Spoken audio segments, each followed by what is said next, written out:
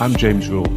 Welcome to the Lonely Leader podcast, where we help existing and aspiring leaders find clarity, build resilience, drive performance, and enhance fulfillment.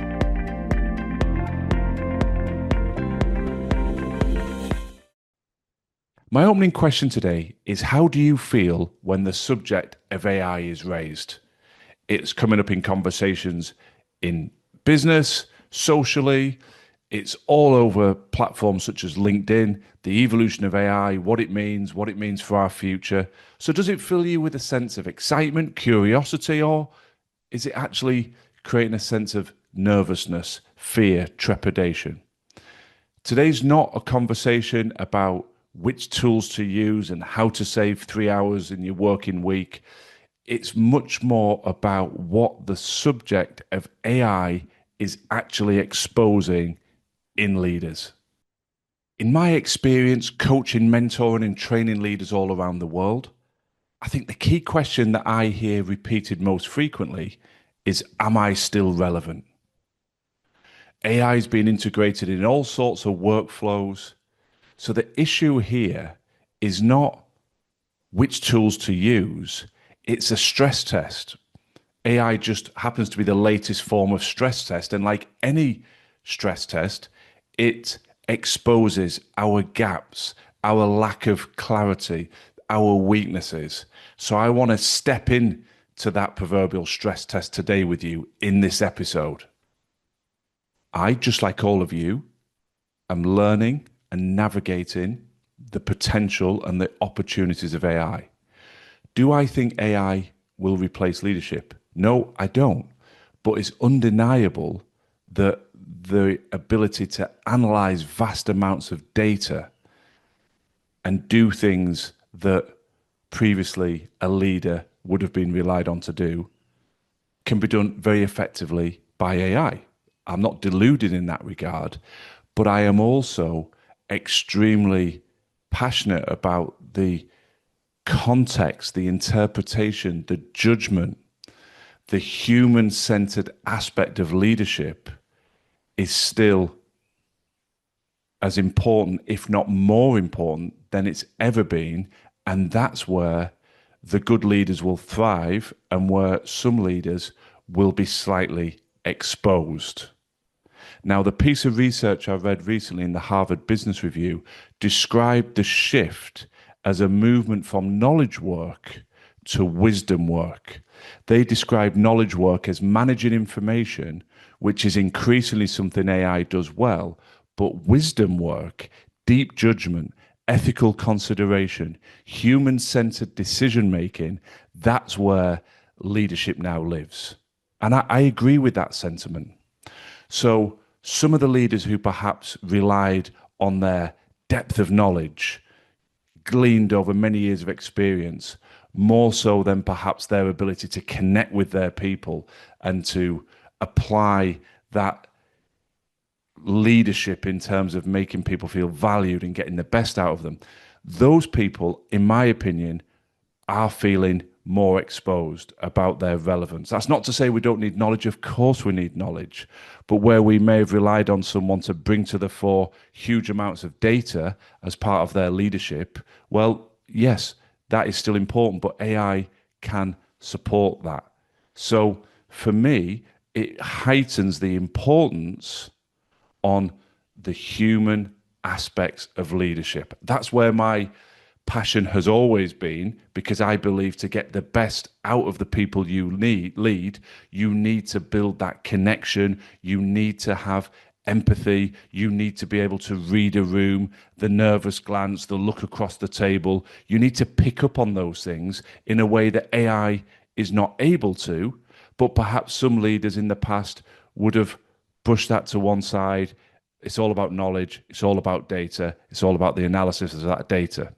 So the emphasis on developing those softer skills, that connectivity, that emotional intelligence, that is where I believe our focus needs to be now more than ever. So I see gaps developing, and it's stepping into those gaps that excites me. Where's the potential to grow, to develop, to evolve as leaders? The first gap is clarity of judgment. Previously, it might have been enough to say, I've got all the data in my head. I can bring that data to the fore. I can tell you what the data says. Off we go. I think now with AI, we can pull data forward far more effectively. So the value of the leader becomes much more about what do you think? The value is in your ability to make the judgment call about what do we do with the data? Why do we do that? How do we do that? That's where we're moving towards. Perhaps in the past, we'd have been a bit more data says this, much more process driven. Now, the value on the strongest leaders is, yep, there are tools that can help speed up the gathering of this data and the presentation of this data, but there is still a premium on my ability to make the right judgment call on what that data is saying. I think the second key area of focus is role clarity. Now, this is a little bit of a repetition of what I said at the start of the episode, but clarity has and always will be the foundational element of everything I do as a coach, as a trainer, as a mentor. I have an unshakable belief that if we don't establish exactly where we are and real clarity on where we're going, we can never build a plan to get there.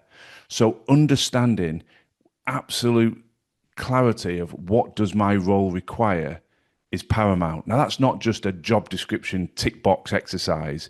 It's understanding how do I lead with the most impact? How do I get the best out of my people? And so more and more, I'm finding the conversation evolving into the points I raised at the top of the episode.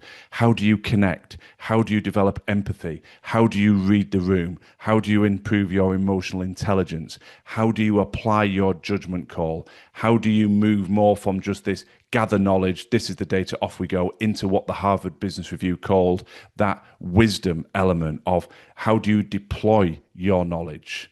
So a lot of the leaders I'm talking to, we're spending a lot of time in developing that, identifying, as we said at the start, the gaps and perhaps some of the weaknesses that were always there. But as we work through the stress test, as I alluded to earlier, it spotlights these weaknesses. So let's ensure we've got absolute clarity on where they are, what we're going to do to fix them, so that we are much more effective as a human-centered leader than perhaps we were prior to the evolution of AI. I think another gap that I'm seeing is emotional courage. Or what do I mean by that? This is a time of change. I keep using the phrase stress test. The best leaders are comfortable showing a little bit of vulnerability to say, I don't have all the answers here. And who does? This is a pace of change. It's a new technology. It's something that we're all getting to grips with. So I don't think there's anything wrong with recognizing, hey, we need to explore this. I'm not exactly sure where it's going. I'm willing to be curious. I'm willing to ask questions. I'm willing to hold my hand up and say I don't have all the answers, as opposed to pushing forward with some sort of arrogant delusion of, I know exactly what we're doing. This is irrelevant. This doesn't change anything. So I think that open-minded curiosity is important, but also having the comfort to reaffirm to people what this is doing for me is it's really reminding me and putting a focus back on the importance of human connection, and that's something I'm aspiring to improve and develop as your leader.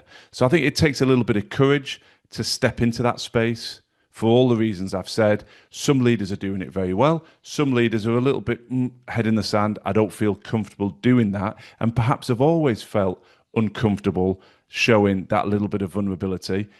And so this is simply spotlighting that and encouraging them to say, hey, perfect time for me to be able to say, I don't have all the answers to all the issues all of the time, and I'm comfortable with that, but I'm willing to ask the questions. I'm willing to look a little bit stupid, if that's the right turn of phrase, but certainly look and identify that I've got a little bit of a lack of knowledge in that area. If that helps me get the answers I need, I'd far rather look a bit daft in the short term than labor in ignorance over the long term. The last episode on the Lonely Leader podcast talked about the power of reflection.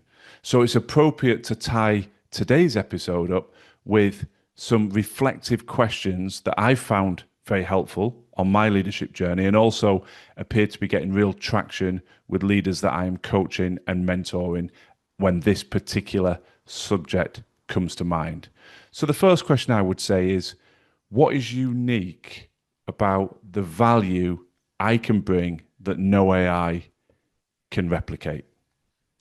And I think this reminds us of the theme that's run through this episode, the human connection, the quality of relationships we have with our peers and the people we lead, the ability to read them, to understand them, to get to know them, to ensure that we are supporting their human needs, their growth and development, their stresses, and helping to alleviate that. All of that human element is unique to you, and AI can't replicate that. So when fear starts to bubble up and that question starts to permeate about, am I relevant? Of course you're relevant. Focusing on the strengths that you have and remind yourself of the unique value you can bring. And indirectly, that will be hardwiring your systems to say, and I want to get better in that. I want to improve in that. There's more I can do. Yes, there's value there, but I can enhance that value. The second question I would encourage you to ask is, how much of my current role relies on things that AI can do? Now, that's not a question designed to induce panic.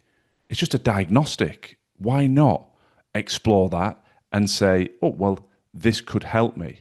I'm no different. I'm looking at, are there efficiencies? Are there things that can be done to lighten that administrative load? I don't see that as a threat or something to fear.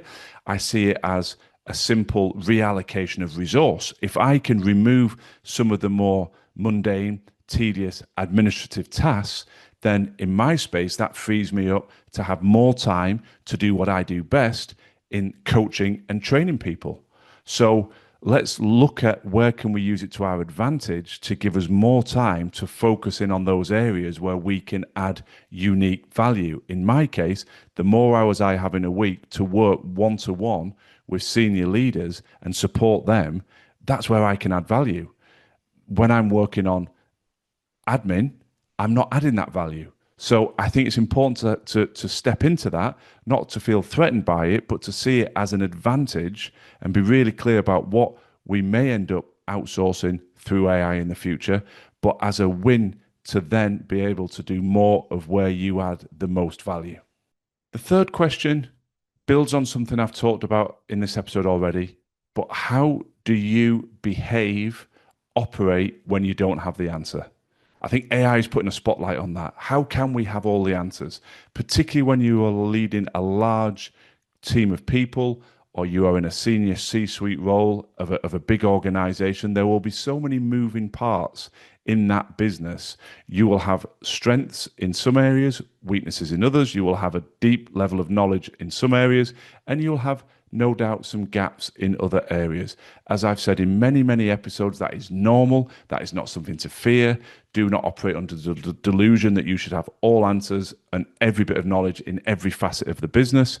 But it's important to be comfortable with that and to be willing to ask questions, show curiosity and vulnerability to close those knowledge gaps or skills gaps. We've all been there, me included, where you try to bluff and bluster your way through for fear of people. Do they not know that? But you'll come unstuck down the track. This is the latest area. None of us have all the answers around AI and where it's going. Let's ask the right questions. Let's be comfortable showing the vulnerability. Let's adapt. Let's learn. Let's be agile. But how do you show up? How do you operate when you don't have all the answers? It's a great question to reflect on. It goes way beyond just AI. It's a question that I believe every leader should reflect on and become comfortable asking questions, being vulnerable, showing curiosity with a simple objective of becoming better at what they do and how they lead. So I think in conclusion, we all know the pace of AI will continue to evolve. We all know it will impact us in some capacity, some roles more than others. I think my takeaway that I want you to really reflect on today is the human-centered aspect of leadership, the connection, the judgment, the ethical context. All of these elements are as important as they've ever been and will become increasingly important. So where there are gaps, step into that. We want to ensure that those human parts of leadership are as strong as they can be.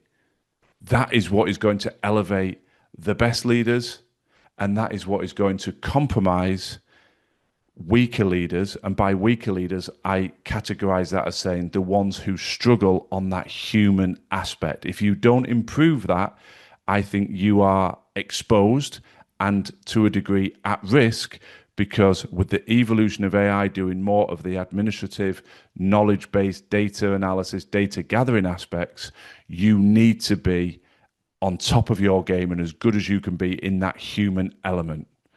Like I say in all these episodes, if that makes you feel uneasy, if you feel I do have gaps there, then get in touch, reach out. This is my wheelhouse. This is what I'm passionate about. This is where I spend my time day in, day out with leaders all around the world, different sectors, different roles, different organizations, helping develop that human aspect so you can maximize the connection with the people you lead. You can maximize your leadership impact and get the very best out of you as an individual leader, and of course, the people that you are blessed to have the opportunity to lead. So I'll close, as I always do, by thanking you for your time and wishing you the very best of luck on your continued journey of growth and development. And as ever, I encourage you to look within, to reflect, because quality leadership on the outside will always start within. Thanks for listening to the Lonely Leader podcast. I'd be very grateful if you could share and follow if the content resonates. And if you're looking for additional free resource to support your continued growth and development, then please do check out our social media and website details in the show notes. Remember, quality leadership on the outside must always start within.